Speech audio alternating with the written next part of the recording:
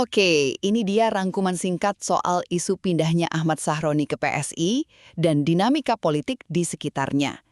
Jadi lagi rame nih soal rumor Bendahara Umum Nasdem Ahmad Sahroni yang katanya mau pindah ke PSI. Nah ini jadi menarik karena ada kaitannya sama Ahmad Ali, Ketua Harian PSI sekarang, yang dulunya juga orang penting di Nasdem. Jadi kebayangkan ada bumbu-bumbu politiknya gitu.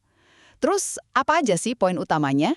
Pertama, ya soal kabar Ahmad Sahroni pindah ke PSI itu ternyata nggak bener loh. Ini udah dikonfirmasi langsung sama Ahmad Ali. Dia tegas bilang Sahroni nggak akan gabung PSI.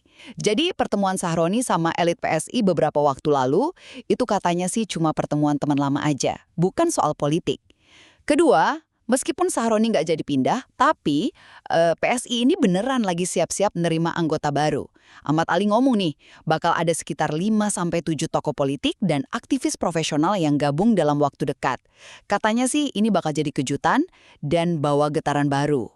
Nah, yang ketiga nih, masih dari Ahmad Ali, ada semacam sindiran gitu buat partai politik yang banyak ditinggal kader.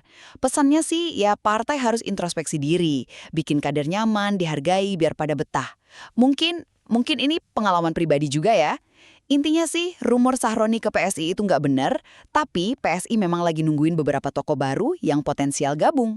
Download Tribun X sekarang, menghadirkan lokal menjadi Indonesia.